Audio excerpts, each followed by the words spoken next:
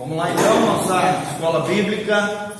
Nosso tema é lei da herança e lei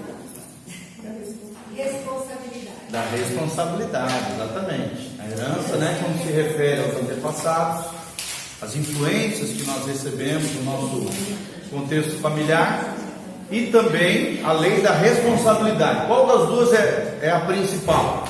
70% da libertação. A lei da responsabilidade. Uma questão de decisão, de escolha, de alinhamento com a vontade de Deus, com a palavra de Deus, com aquilo que é certo do ponto de vista de Deus. Esse é o maior desafio do conselheiro.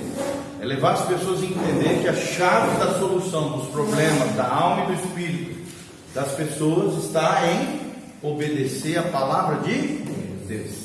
E esse aqui é o texto-chave que nós estamos usando nesse módulo, de aconselhamento, pastoramento inteligente. Está lá. Hoje nós vamos ver outro texto, Efésios 6, de 1 a 4. Efésios 6, de 1 a 4. Eu estava meditando sobre isso. Fala sobre família, relacionamento pais e filhos. É bem interessante aqui.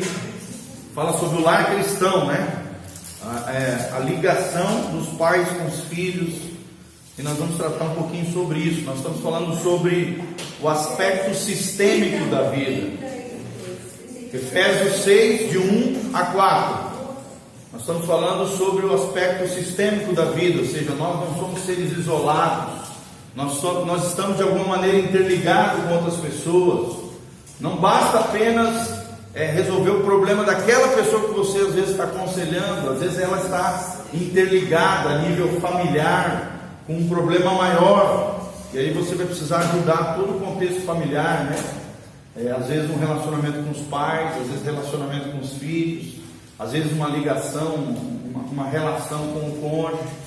Então assim, as pessoas não são seres isolados, elas sempre estão interligadas a outras pessoas, e a maioria dos problemas existenciais tem relação com os pais, com os filhos ou com o cônjuge, ok? Geralmente com os pais.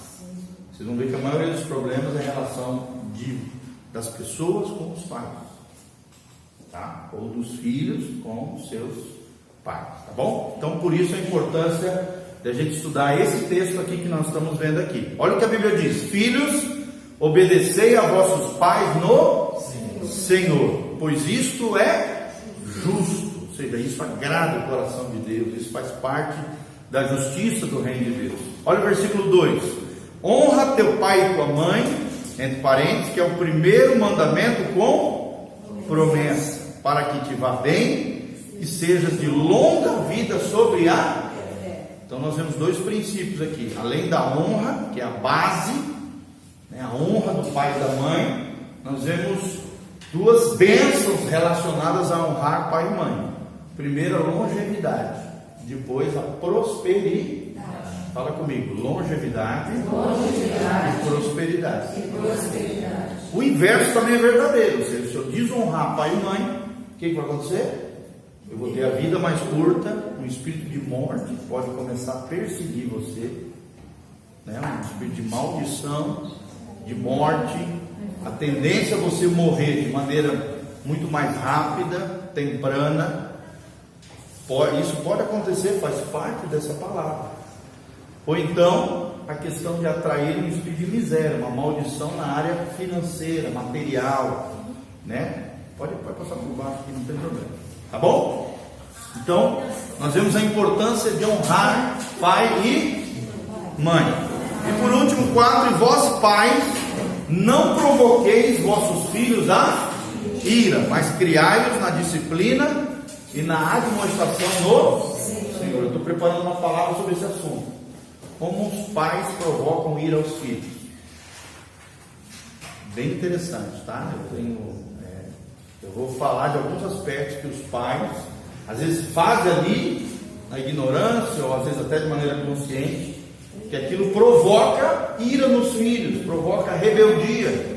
É tudo que o diabo quer, que os filhos desonrem os pais, para que haja essa brecha entre as gerações, não é verdade? Para que haja brecha entre as gerações, promovendo rebeldia no coração dos filhos, através de falhas de paternidade, feridas na alma, e essas feridas vão promover rebeldia no coração dos filhos. Pode fechar a portinha aqui. Tá bom?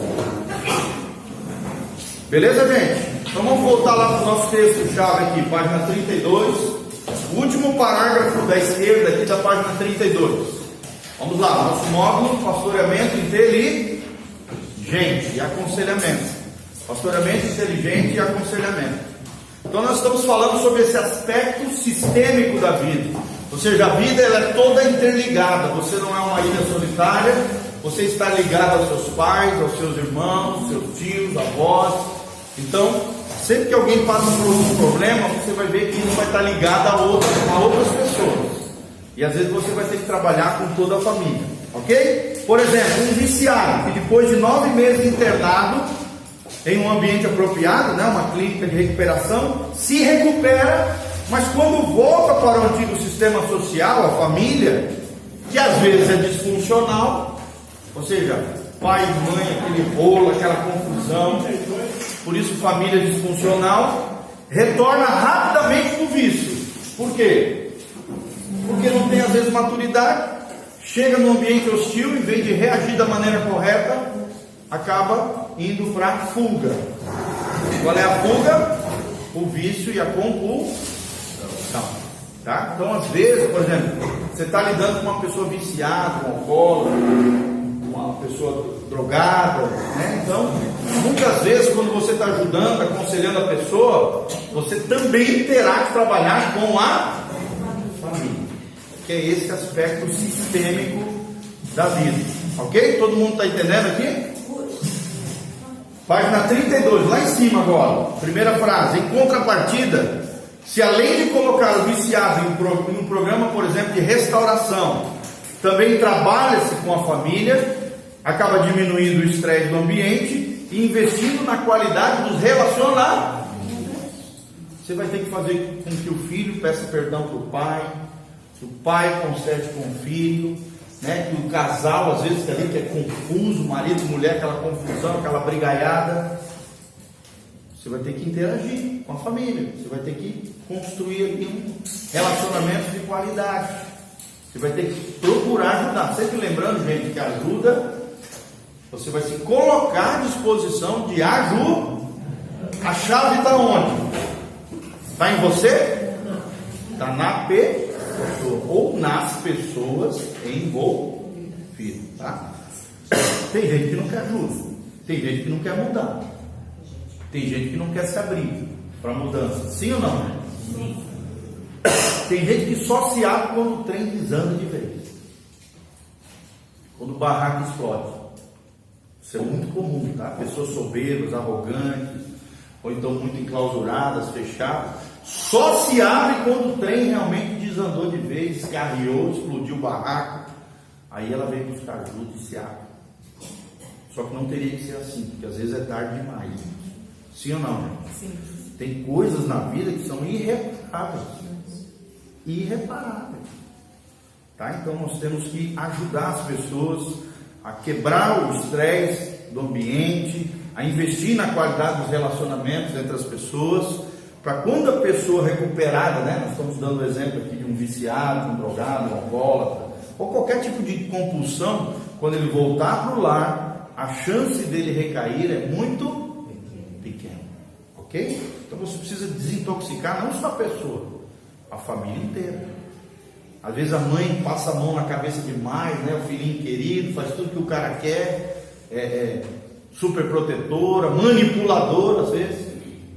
Você precisa agir ali para estar com a mãe. Às vezes a mãe está doente também, emocionalmente, psicologicamente. Você precisa interagir ali, tá bom? Por isso, gente, aconselhamento não é fácil. Aconselhamento, você está lidando com as coisas, uma das coisas mais valiosas do mundo, é uma alma, uma vida. E segundo, cada pessoa tem uma história, cada pessoa tem uma complexidade, cada pessoa é uma alma, cada pessoa tem sentimentos, tem emoções, é um ser complexo. Sim ou não, gente? Quando você é casado, né? O marido e a mulher já são dois seres complexos? Sim ou não? Agora imagine quando você interage com uma pessoa que não é da sua família, que que você às vezes mal está conhecendo ela naquele momento que você está aconselhando. Então, é muito importante a sabedoria de Deus, a dependência do Espírito Santo, oração no início do atendimento, oração no final do atendimento, baseado não em achismos, como nós temos falado, mas baseados aonde? Na palavra de Deus. Não é o que eu acho, é o que Deus acha na sua palavra. O que eu acho não é vivo e eficaz, mas a palavra de Deus é viva e eficaz, funciona, ok? Pastor, quando a gente for assim, um casal para aconselhar assim, que a gente vai ministrar assim para ele, são evangélicos no caso. Mas a gente tem sim, por exemplo, falar primeiro para a esposa, separado, ou com os dois juntos. Como que é melhor? Assim, se tiver muita hostilidade entre os dois, aquele piseiro, aquela briga, aquela confusão toda, ou seja, existe muita aversão entre os dois, aí tem que ser separadamente, tá? Agora, se não é tão, o ambiente não é tão tóxico, tão hostil, uma coisa pequena que você observa ali que não é uma coisa grave, é uma coisa que trabalhando com os dois dá para resolver juntos, pode ser junto, tá? Mas geralmente o ideal é separado. Ela falou para mim que gostaria. Sim. O ideal é separado. E outra coisa, você tem que ouvir as duas versões. Quando isso é possível, é claro, né? Por exemplo, no nosso caso de gabinete, às vezes a gente atende a mulher, mas o homem não está nem aí, não quer vir. Às vezes você liga para a pessoa, você fala para a esposa, falar para ele vir nos procurar, a pessoa não está nem aí. Aí o que você tem que fazer? Você tem que ajudar apenas aquele que te buscou ajuda, né? Apenas aquele... É claro que a tua visão não vai ser global, vai ser meia perspectiva, né? Teria que ouvir o outro lado da moeda, da história. É o ideal. Então sempre ouvir ambas as partes, se for possível. Se não, você ajuda aquela pessoa somente aquela pessoa que te procurou. Tá bom? Quando é confusão no casal, geralmente tem que ser individualizado. Porque às vezes tem coisas profundas, tem coisas que o outro cônjuge não sabe. E a pessoa quer se abrir. Mas assim, quando você observar que não são coisas profundas, que o ambiente não está tão hostil, tão violento, pau quebrando demais, é possível. Eu já atendi vários casais juntos e fluiu legal, tá? Vai muito da pessoa, das pessoas que estão buscando ajuda. A gente precisa sempre respeitar isso nas pessoas, ok? Todo mundo entendeu? Então vamos lá. De fato, a menos que os esforços dos membros da família sejam implementados e promovidos, todo esforço para melhorar o ambiente tende a ruir. Ou seja, você precisa motivar as pessoas em Deus a todo mundo colaborar, para que aquela pessoa que está buscando ajuda, a principal, por exemplo, seja restaurada.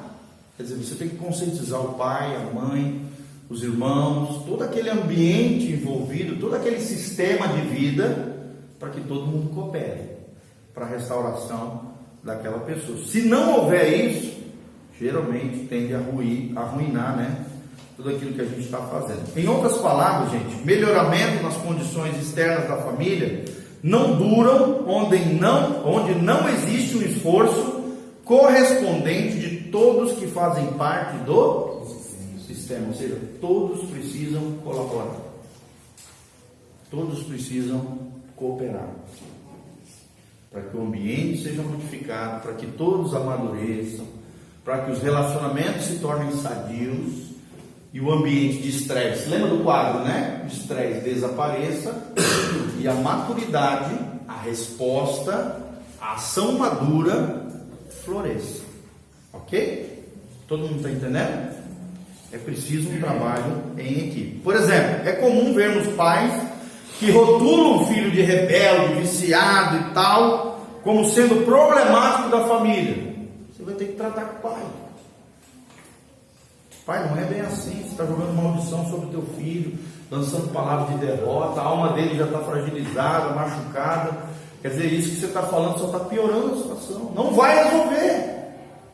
Então você precisa trabalhar com o pai, você precisa trabalhar com o filho, você precisa restabelecer ali, né, o pedido de perdão, a mudança do ato, do comportamento. Então, porém, quando você encara a questão do ponto de vista sistêmico, percebe que aquele filho nada mais é que o resultado de um sistema familiar desfuncional.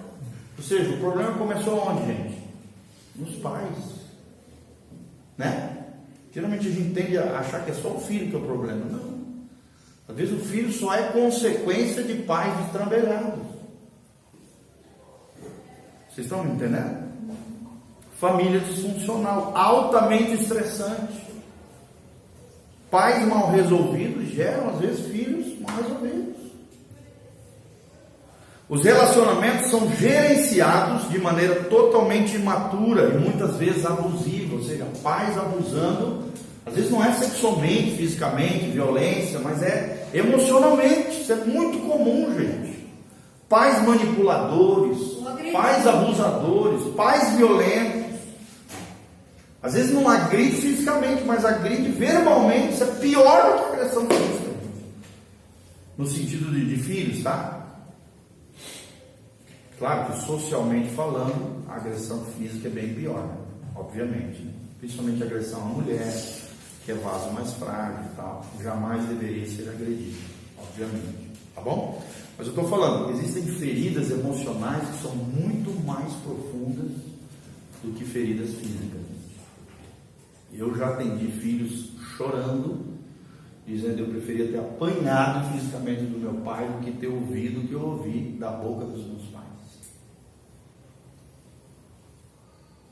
Existe, nós temos que ter cuidado com as nossas palavras. Quem é pai e mãe, gente, isso não é brincadeira.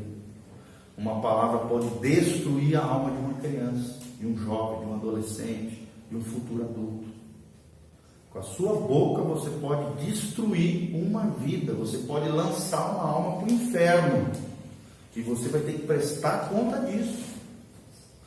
Nossa boca foi chamada para quê? Para ser bênção, para edificar e não para destruir. E se fez besteira, tem que ir lá e consertar. Pedir perdão, desfazer diante da pessoa e desfazer no mundo espiritual. Não é só diante da pessoa, é diante da pessoa e no mundo espiritual. Vocês sabiam disso? A palavra liberada, ela fica ecoando lá no mundo espiritual. E Satanás pega ela e tem legalidade para agir. Vamos lá então. O próprio fato dos pais às vezes culparem os filhos de problemático, entre aspas, já reflete uma deficiência emocional no sistema. Ou seja, quem são os problemáticos aqui? Os pais. E obviamente, como consequência disso, os filhos. Vocês estão entendendo, gente? O pai e a mãe, ele tem que ter um misto, né? Uma mistura de disciplina, correção, justiça, retidão, mas também de amor. É firmeza de um lado e amor do outro. Se for só amor e leviandade, o filho desanda e descamba. Se for só disciplina, né? Só legalismo, aqui cobrança exacerbada, o filho vira um hipócrita, um legalista, um fariseuzinho, ou então pipoca, né? Vira uma panela de pressão e explode emocionalmente. Ou então fuga para algum tipo de compulsão, amizades erradas, coisas desse tipo. Fala. Principalmente quando a criança é novinha, né? Tudo que se fala vai gravando, né? Exatamente. Quanto mais novinha, mais difícil de processar o erro dos pais. Sim ou não, gente? Quanto mais adulto, maior a maturidade e a capacidade de processar o erro dos pais. Sem dúvida nenhuma. Ok? Vamos lá. O processo de cura, então, deve estar localizado tanto no organismo curado, ou seja, a pessoa que é viciada, por exemplo, o exemplo que nós estamos citando aqui, quanto no curador, que é a família disfuncional. Às vezes, se você curar pai e mãe, o filho automaticamente vai responder positivamente. Vocês estão entendendo, gente? Está todo mundo entendendo aqui? Até porque o pai e a mãe vai ter um tratamento diferenciado com esse filho, né? Em vez de amaldiçoar, vão começar a abençoar os filhos. E aí aquilo vai reverter dentro do coração da criança. Ok? Assim, o processo da restauração leva a pessoa a se movimentar no eixo vertical. O que é o eixo vertical? Se lembra semana passada? Resposta madura. Ação. Mais importante, vocês se lembram do eixo, né? Mais importante que o ambiente, zero estresse, total estresse, é o que? A resposta. Zero maturidade embaixo, 100% de maturidade em cima. Então, mais importante que o ambiente tóxico, vamos dizer assim, é a resposta madura a esse ambiente. É possível, gente, responder de maneira madura, mesmo diante de um ambiente tóxico? Sim ou não? Sim ou não? Sim. São as coisas que eu mais estou pregando quando eu vou viajar para fora. Fui semana passada, na outra também. Eu estou sempre pregando essa mesma palavra. O pessoal fica assim, boca aberta. Ele não está acostumado a ouvir essas coisas. Sobre maturidade espiritual. O que é maturidade espiritual? É responder positivamente diante dos desafios da vida.